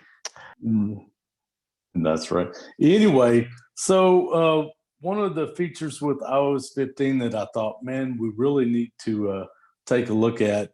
When I first opened Safari, of course, Herbie covered a little bit Saturday, saying the search bar, the address bar, is no longer at the top, and I started swiping around. And at first, I'm a creature of habit. I like things to be where they should be and use everything. But it dawned on me right away, okay, that's gone. Now where's the reader view? So I did a little searching around and came up with a few things that I wanted to share with everybody, just so you know where things are and how things function now in Safari. So I'm gonna cheat, open Safari. Open menu. So I'm gonna Navigation. turn up Landmark. my volume. Yeah, a little and bit I'm louder. gonna put Yeah, my good. finger at the top. So I'm gonna put my finger at the top left corner. Open menu. Button. Uh-oh. Navigation. Landmark. Amazon. Link. Then I'm gonna swipe right and there's no address bar. So what they have done with iOS 15 is automatically. Toolbar. Share. Button. So you have the regular tab bar at the bottom, and then if you swipe left, Forward. Back. Button. Refresh. Address. Amazon.com. Secure. Text field. now you hear the address bar is right on top of the toolbar. And then if we swipe left once more, Page settings. Button. you have what is now called page settings. So what I have found out is there is a way, and Herbie touched on it Saturday, that you can go into settings and adjust your settings where you put the address bar back on the top and use it like you typically would. But I'm going to show you a couple things. If you go to the toolbar, Forward. Button. swipe up, flick up, Collapse. you'll hear collapse. You can double tap. Address. Amazon.com. And now right there where the the toolbar was, it moves the address bar back down. And there may be some of you like me, I have to use my left hand to navigate around. My right hand doesn't work so well. So having the address bar actually is turning out to be a good thing at the bottom. And one thing I want to show you too, when you have the address bar right there, you can flick up. Next tab. Sound check. Go to the next tab. Previous tab. Instacart. Account. Previous tab. Activate. Default. And when you hear activate, if you double tap that, Address. Amazon.toolbar, share button. It puts that toolbar back at the bottom and the address top bar on top of that. Now, let me show you settings, the page settings right there left of the address bar. Forward, back, refresh, address, Amazon page settings button. So you hear it just like it would be at the top. You have the page settings, Address, Amazon.com. the address bar, Refresh button. and the refresh button is right there like it would be at the top. But let me go into page settings real quick and I'll show you Page settings button. a couple things. Show top address bar button. All right, right. If you open up page settings right there at the top, it says show top address bar. If you double tap there, it will move the address bar back to the top. But for this, I want to show you also in this page. Website setting, request high tool report translate web show reader view page show reader view dimmed button. It also has show reader view, and you hear that it says dimmed. So that means that this website does not have a, you're not able to use the reader view. I'm going to go to close that out. Dismiss pop-up. Dismiss that. Address, Amazon.com, secure text field address. I'm going to actually delete this. Selection deleted. HTTPS:// iBUGtoday.org. Inserted iBUG.org. Delete. Sometimes it understands these texts and sometimes it does not. iBUGtoday.org.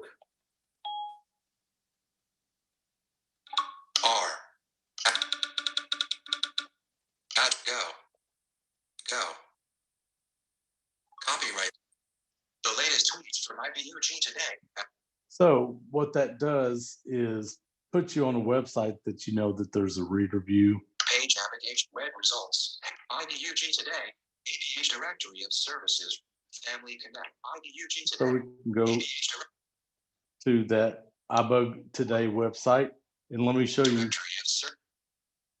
Toolbar, share button. We're going to hide the toolbar. Collapse. We're going to collapse it. Address. Inducts worldwide for address. Family Connect. And right there on the address bar, if you flick up. Next tab. Sound check. Keyboards or previous tab. Insert show reader view. Show reader view is right there on a flick up on the address bar. So if a website has a reader view option, you can just flick up right there on the address bar and it will appear, and you can just double tap that and it will put it in reader view. And then Inducts address, Family Connects tab, previous to hide reader view. Then you can flick up and hide reader view. So you have several options there now just on the fly that you can move the address bar to the top, to the bottom, and you can hide the toolbar and pull down the address bar. And right there in page options, you can actually permanently move the address bar to the top. So there's a bunch of new features there in Safari in a different layout, but you have some controls on the fly that you can adjust the address bar and get the reader view. And I think that will help your experience with Safari going forward. All right, great, Keith. Thank you so much. Okay, very good. So we have a little bit of time for questions before the iChoice segment. So who has a new question? I know there were a lot of pretty busy the first half. So anybody that didn't get a chance to ask a question, this is Elisa? your opportunity. Go ahead, Elisa. So I believe Keith mentioned that they made some changes to Safari. So is the bookmark still there? I believe so. Anybody know if bookmarks is still there? This is Herbie. So, go ahead, Herbie. Yes, bookmarks is still there. Great, great question. Thank you, Elisa. I was making sure because I was like, what? Okay, very good. Okay, who's next? Somebody new have a question? Can you guys hear me? Yeah, who's that? This is Mo. Hey, Mo, go ahead. Hey, my question is very basic. You guys, I'm sure, have probably covered it before, but running iOS 14.8 on a iPhone 12 Pro Max, occasionally when I'm out away from my Wi-Fi network, when I launch an app, I'll be presented with a screen that there are available wireless networks around that I've never connected to in the past. Is there a way to disable this? Or is there a setting that you can have this not pop up? This is Brad. All right, great question. Go ahead, Brad. Yeah, if you go into your settings and then under Wi-Fi and swipe on down pretty close to the bottom, there's a setting. It says something about notify when a network, notify of available networks, notify when networks are available, something like that. And you can turn it off. There's also another switch down there that's similar that says something about notify or connect to hotspots when they're available. And you can also turn that off. I think that one's got some options inside of it, but you can turn those off as well. Great, thank you. All right, thank you. Great question. All right, somebody new hasn't had a turn yet. Roy, Okay, go ahead, Roy. I hope you hadn't already answered this. I missed the first hour. I had to do Bible study. I needed spiritual guidance more than I did iBUG guidance. Okay, go ahead. But my question is, I used to be able to say play voicemail and it would do so. It won't do that anymore. Has anybody else experienced that? Right. Have you upgraded, or what version are you in on iOS? Well, you know, I worked with the gentleman today and he has 14.8 and I have 15, and it did the same thing on both of them. Yes. Okay, go ahead, Herbie. So the long and the short of it is Siri is screwed up, and it seems to be affecting people both in the iOS 14.8 range and iOS 15. So it's just some bugs that eventually, hopefully, will get sorted out. Right. So very Would good. it be worthwhile to report that to Apple, or you think it's already been? They're well aware of it, and we've are they? had a long discussion Okay. about that. So check out the recording of our first half. Okay. Sorry about that. No problem. No problem. But yeah, great question. It is very disturbing, and we had a great discussion, and hopefully you get to review that. Okay, good question. Who's next? Anybody else? Linda. Yes, I had called Ira the other day. I was cleaning out my pantry and I wanted them to help me find out what the expiration dates were. And I didn't know this, but on cans, the expiration date is either on the top or the bottom. And my 5 minutes was up. And so I went to, what's that app that I use every day? Seeing AI, TapTapsy. Yes, Seeing AI. And when you go to the function that's, what's it called? It's Product? 3 or 4 down. Product? No, it's handwriting. Go to the handwriting setting. And you take a picture and it will tell you the expiration date. What? Really? Yeah. Yes. And I find that very, very handy. But now I need to look at my boxes and my packages. Does anybody know where the expiration date is on those? Okay. Anybody scanning their products know where the expiration dates are on packages? Ooh, interesting question there, Linda. May have to do some homework. This is Chanel. Go ahead, Chanel. Usually I have no idea whatsoever, and I probably wouldn't even remember where it is on the can. I don't remember, so I just try to use I've heard of using the handwriting, and so yeah, I'll just kind of take the pictures until I get something or not. I don't know. That's not very helpful, but I can never remember where the darn stuff is. Okay. This is Shree. Go ahead, Shree. This kind of made me think about, and I haven't tried this, but with iOS Edit, with text edit, I think this is probably one of the things that can kind of help figure things out. But I don't think there's one standard place where they keep the expiration. I think it's all over depending on what you buy. Yeah, I'd have to ask somebody that, we'll have to do some research, Linda. So no quick answer there. Brad. This is Nikki. Oh, Say my wife is the queen of the expiration date, so I'll have to ask her where we're located. Okay, thank you, Brad. Okay, Linda, Nikki. Well, I agree with I think Chanel. When I look at something, I have to look all over the damn place for the expiration date. So they're in different places all the time. But I think that Kathy might have a much better idea if she keeps track of all that stuff. So maybe we'll get a good answer from her. All right, very good. Thank Okay, you. with that, we're going to go to iToys. So, all right, so we are going to get there.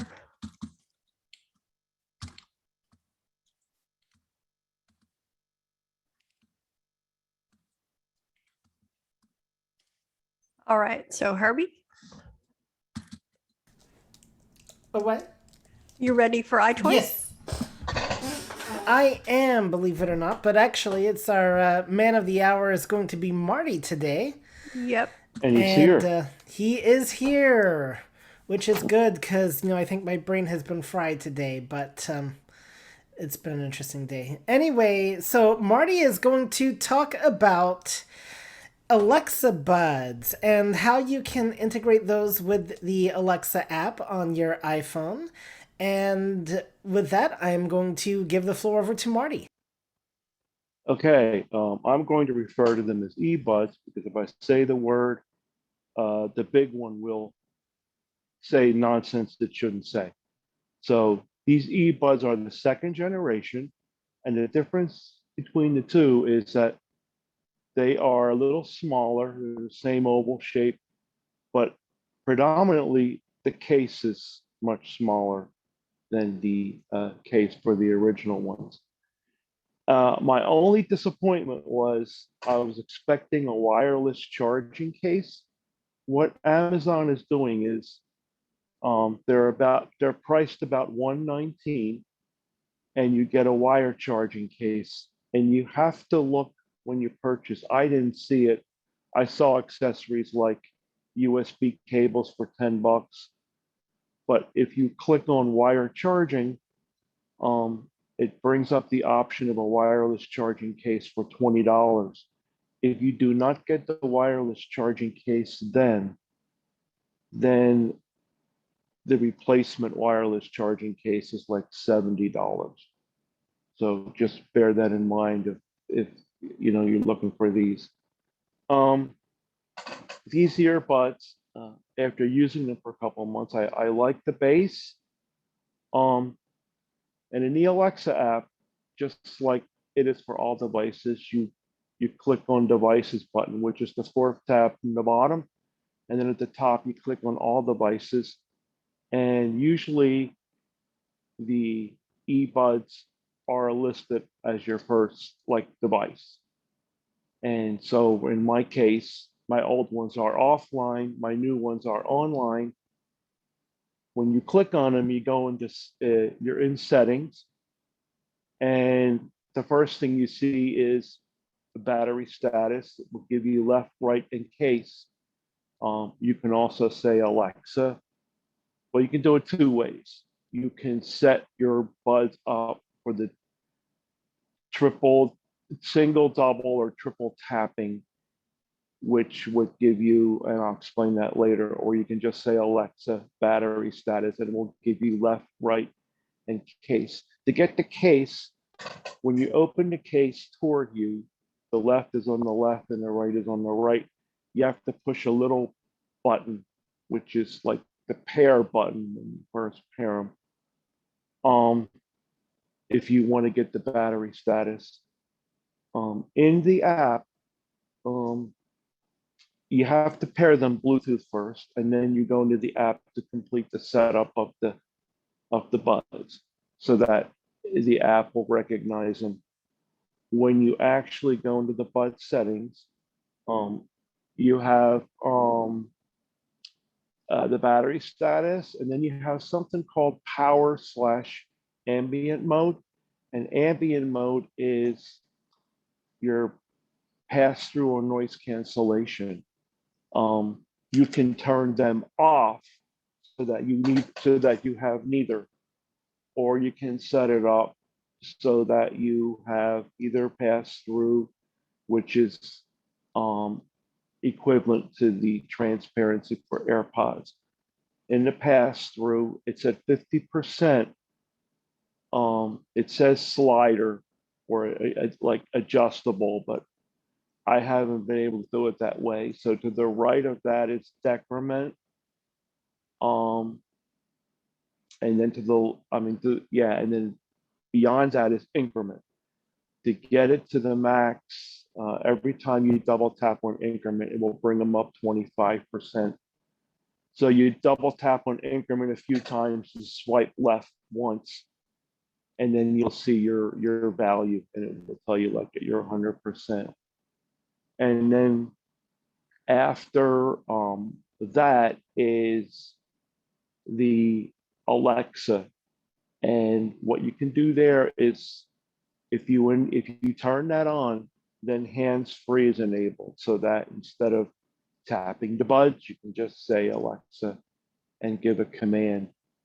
And then beyond that is calling experience. And on there, you can set your side tone, and the same kind of thing. You have decrement and increment. And what that means is that the higher your side tone is, that is so that when you're speaking, you can hear your voice through the buds, as well as the person that you're talking to or whatever you're listening to. That's on a phone call, of course. And then beyond that is customization. And in customization, you have equalizer. That's a little weird. You have your bass, treble, bass, mid-range, and treble. You have your bass, you have your stepper slider, which shows like the percentage. Your next tab is slider control. When you double tap that, it lowers it by 10% each time you double tap it. So the next slider, which is weird, is image. If you double tap on image, you will increase your settings. And for your first setting is your bass, your next setting is your mid-range, and then your third setting is your treble. Beyond that is tap controls. And those are, you have single, double, and triple. On single tap, you only have play and pause or disable.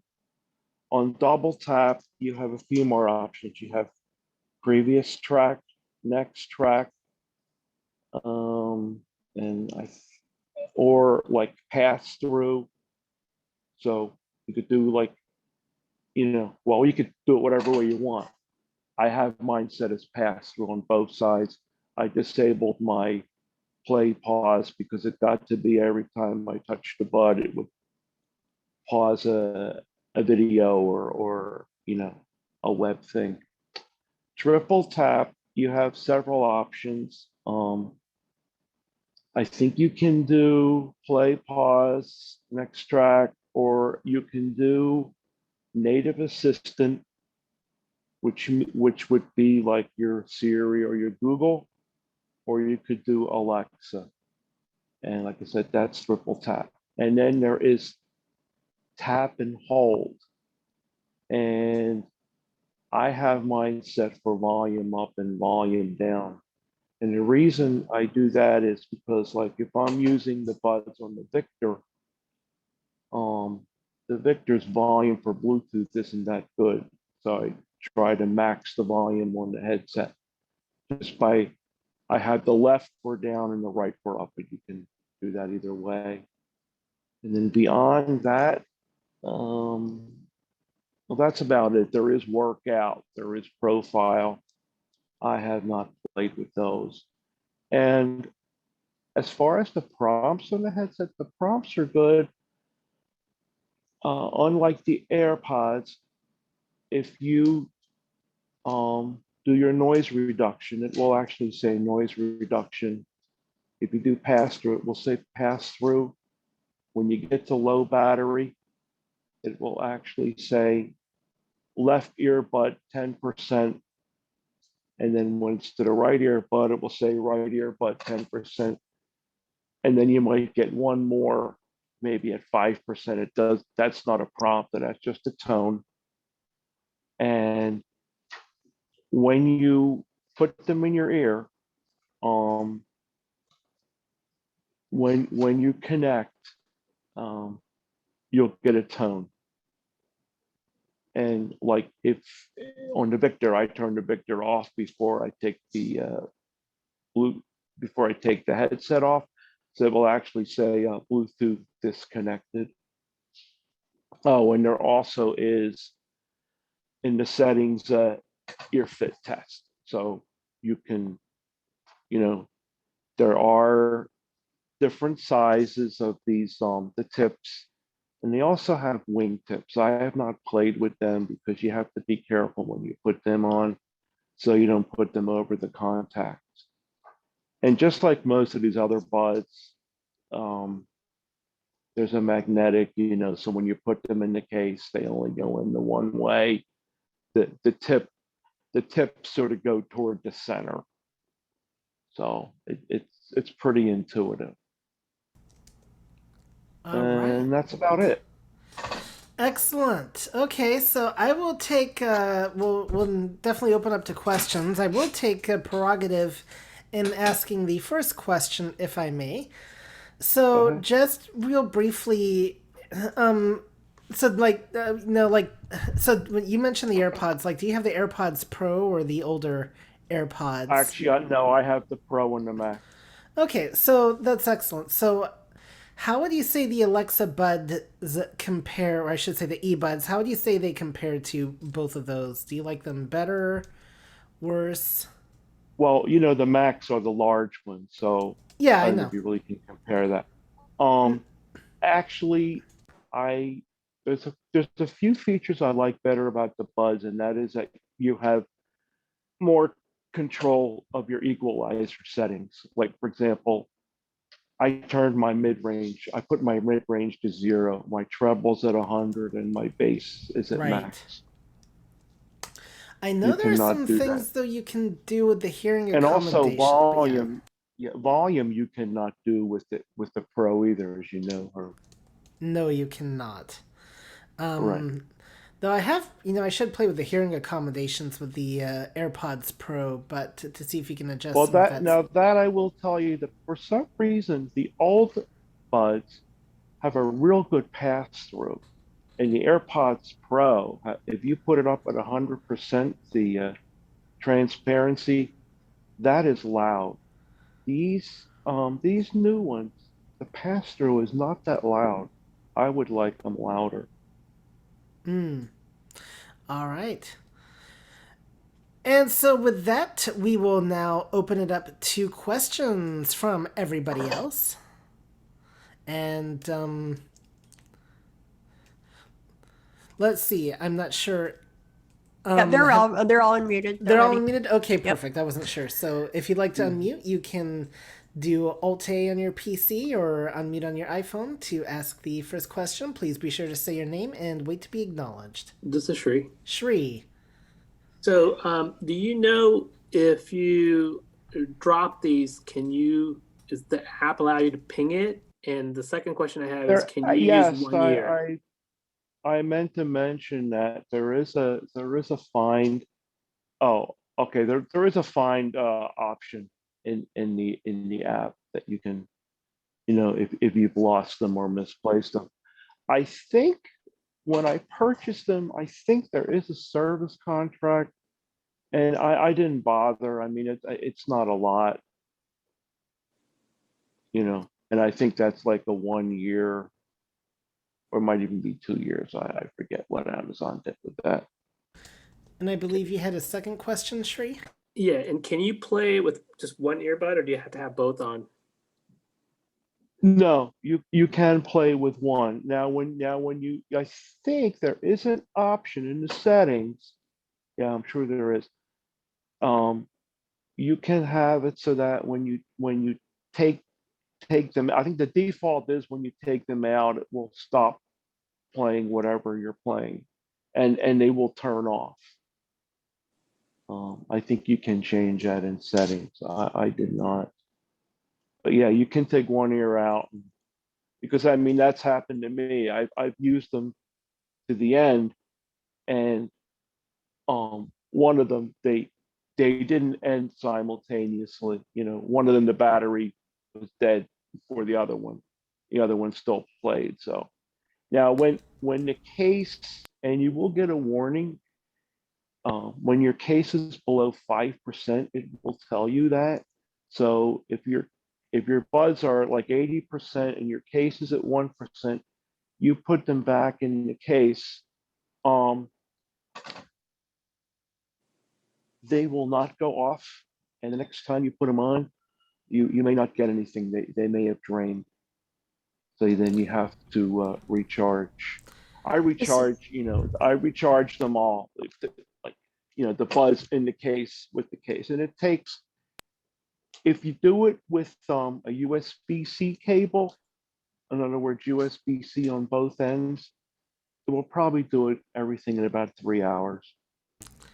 All right. And when we're talking about taking out ears, I hope we're talking about the earbuds and not ears themselves. Sandhya and then David. Oh, just real quick. I mean, are you saying, I don't know if I missed this. Are you saying that you can control the volume on these or not? You cannot, right? Yes. Oh, you There's can. there's a tap and hold. Oh. And one of the options on that tap and hold is you can do like, I think even on triple tap, you could do volume, like left volume down, right volume up. Okay. Yes. Oh, and I have the older ones. Was that available on that, or is this a new feature? No, that was available in the older ones too. Because I have the older ones. Okay. All right. Sorry, I didn't. Okay. Thank you so much. Nope, That's nope, okay. You were before David, so you're good. David. How is the microphone quality like on phone calls or? Well, are you using them right now or I'm talking to you. We're talking to you right now through them. Okay. So I guess judge for yourself. Yeah, they sound good. I mean, a little bit better than AirPods. What I do when I get them is I leave myself a voicemail on my house phone and then play that back, and that's usually a good barometer on if I can hear that voicemail clearly, then I guess they work. Yeah. Well, there you have a good excuse to talk to yourself, I guess. So, and maybe get an answer. I don't know. All right. This is Shri. Shri. Well, hold on, Shri. Before we get back to you, does anybody new have any questions? Yeah, this is Gail. Gail. Yeah, I had a question. Compared to the AirPods Pro on loudness, how loud are they with the volume turned up? They're loud. I'd say they're about as good as the AirPods Pro. Like I said, the other downside to these is Apple just gives you a wireless charging case. I don't know why Amazon, even gives you a wired charging case to begin with, but I use them both. And like I said, the only thing that I like on the AirPods Pro is the transparency mode where you can hear external sounds. That's louder. But the volume on the headset is loud. And actually, maybe because you can control the bass. I have my bass on max. I love the bass on these. All right, and yes, the transparency mode is loud, especially when you're on Metrolift and you switch it over to transparency mode and you get a roar in your ears when the bus is moving and it drowns out whatever you're listening to. But so you're saying though, Marty, one of the things you don't like about the Alexa Buds then is you're not a fan, I'm taking, of the wired charging method. Well, I mean, that was actually one of my reasons for buying this second pair, other than just because they're smaller. Yeah, I'd rather have a wireless charging case. You don't have to plug it in. Okay. Now, just I do want to clarify for everybody: the AirPods Pro, it is a wireless charging case, but it also works as a wired charging case as well. You can use it either or. And now, I don't know if their wireless charging case has a plug. I'm about to get one only because they're offering it for $10 or $11 a month. So I Right. figure that's not a big deal. All right. Next. Who's next? Shri. All right, we'll go back to Shri. I was giving new people a first crack, but we'll go back to you, Shri. Do you know if the earbuds will give you notification, like if you have a Ring doorbell, will it work with that? That I'm not sure about. I would think, since it's all, on the Amazon platform. I mean, I think, because I think the other devices give you that, don't they? Like the other devices, the dots and all that. Yeah, like have you done like a broadcast message using the earbuds? No, I have not. I haven't even done that with my regular devices, and I don't have any like stuff like that, like doorbell and all that stuff. This is Sandhya. Sandhya, yes. So I think the name is Echo Buds, right? Is that their formal Yeah, name? yeah. Okay, yeah, just to Yes. clarify for everybody. Okay, When great. when you put that, in fact, when I put it in the search, maybe like 6-8 months ago, I didn't even know, and it had Echo Buds second generation. So All I right. don't even know if they're selling the first ones. So now I have two other quick questions for you. So one, can you, when you want to use the A lady on those, do you just talk to it, like have the app open and talk to it, or can you switch to where you can press one of your taps on the earbuds? You can do either. In fact, you don't need the app open. I mean, I'm in the lock screen often, and I'll just take them. I'll open the case, hit the little button on the case, take them out of the case, and I'll just ask the A lady what the battery status is, and that's the phone in the lock screen.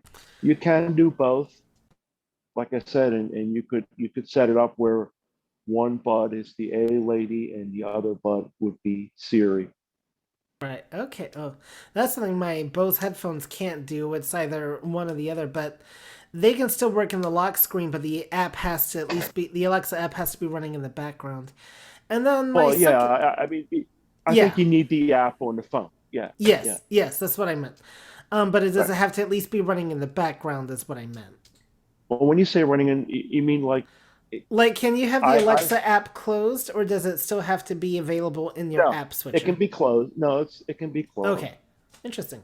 And then my second question is, can you use the A lady? Like, can you use her to like? Can you talk to the buds and say, Alexa, adjust my bass or adjust my treble, or do you have to do it in the app No, itself? on like the devices and the dots and all, if you do it with them, it will say, um, cannot use this method to adjust this device or something. Okay. So I think you have to go in the app and Very good. actually. All right, who has a question? This is Gail. Gail, yes. I had a question because I didn't know if I heard this right. Marty, did you say you use them with your Victor reader? Yes. And what I like better about these than the pods, when when I put them in my ears and turn on the Victor reader and go to Bluetooth, turn Bluetooth on, and go to connect device, and then actually connect it, it will connect to the Victor reader. And then when I go back to my phone on like the AirPods, if I put them back in the case and then put them back in my ears, and assuming the Victor's turned off, they'll automatically connect to my phone. All right. Does anybody else have any questions? This is Shri. Got one more. Shri, yes, go ahead. So since you have both the AirPod Pro and this, do you feel that this one stays in your ear better than the AirPod Pro? I think the AirPods Pro might be better in my ear, but in their defense, I've just left the ear tips that are on them. I haven't tried the others. Now, I will say the other thing about the AirPods Pro, well, if you have them, you know, the ear tips kind of snap on. I think these are like most other buds. You have to kind of pull them off and Right. push them on. Now, one other thing with the Alexa buds that I could be a key difference between them and the AirPods, depending on whether this matters to you or not. I'm assuming with the Alexa buds, you do not get the Dolby Atmos, correct? What do you mean by the Dolby Atmos? You know, with the TV app and like various video, various apps now have the with the You're AirPods talking Pro with the about head tracking and the that surround sound. spatial audio? Yes. You're talking about the spatial audio? Yes. No, you wouldn't get that with the eBuds. No. No, okay, so. All right, does anybody else have any questions for Marty? Now is your final opportunity. Okay, well, very I'm hearing good. crickets. Then I guess I would finish. I do have one last question for you, Marty. How is the battery life on the Buds compared to the AirPods Pro? I would say you can get about maybe 4 to 5 hours. If you drained them totally, you might get about 3 charge cycles with the case before you had to recharge, everything. All right. Well, thank you, Marty. Excellent presentation. All right. Thank you, Herbie and Marty. Marty, great job. Thank you. Okay. No problem. My pleasure. Yeah, we appreciate it. All right. So now in the remaining few minutes that we have, as promised, is anybody who didn't get a chance wants to ask another question? Somebody new that didn't have a chance, or because we've covered a lot in here today. This is Desi. Go ahead, Desi. I have a question about screen sharing to Zoom with my iPad Air 3. I don't know, some people in here, I know a couple of people in here at least know that the ACB community calls have a karaoke night on Saturday evenings. And I like to do that sometimes, but I'm having a hard time figuring out how to share my iPad Air 3 screen with Zoom and then also share the audio so that I can sing to a track. All right. Very cool question. Anybody have a quick answer for Desi? Is that possible to do that? This is Herbie. Go ahead, Herbie. Screen sharing with iOS and Zoom has been a very iffy thing, and in fact, it's so iffy that I haven't done it in a long time because you kind of can get it to work, and you kind of have to start the screen share and you might be able to get it to work if you're in an app and you make sure your screen doesn't lock, but ultimately you're going to be a lot better off using a computer rather than an iOS device, in my opinion. There are instructions that I have read about how to do it, but they seem kind of complicated because you have to go into Control Center first on your iPad, and you have to turn on screen recording there, and then you come back and you do screen sharing, but then you've got to do audio sharing as well. And I know it can be done, but I don't know. So this is Herbie. Go ahead, Herbie. I mean, I try all those instructions, but otherwise, the computer's a whole lot easier. You do your start share, you check the box for audio, and you can even fix it to just share audio only, and there you go. So, I mean, maybe it can be done on the phone, but it definitely sounds like because of the security measures, you do have to jump through hoops a little bit. So, okay, all right. Well, thanks. Well, Desi, if you figure all that out, come back and show us how you did it. Okay. So, okay, if I do, I will. Well, that sounds pretty cool. Because we've tried to do that before and it's a little bit challenging. So, very good. All right, with that, we are at the end of our program. So thank you, Keith, for helping me facilitate, and then for Marty and Herbie for doing the iChoice segment. So we hope that you will return for our many events this week, and I won't forget. So we have Clubhouse tomorrow, Mac and Talk tomorrow on the Zoom, the same Zoom conference line. So if you have questions about your Mac, come tomorrow at 7.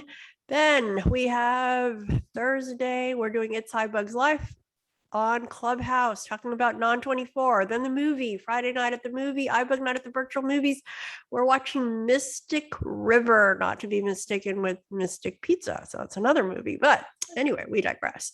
Let's see. So those are the events for this week, and then we will return next week, starting a new month of October. Oh, I keep forgetting. And then on Saturday, iBUG Unplugged, talking about Get Busy Living with hosted by Keith Pivotto. So with that, we will let you go for tonight. And remember, we're all learning and, trying to figure all this stuff out. If you want to review the newest features of iOS 15, go back and visit our iBUG Apple workshop from this past Saturday. It is available on our website and on YouTube. With that, we will say goodnight and have a great week. Thank you, everybody. Bye-bye.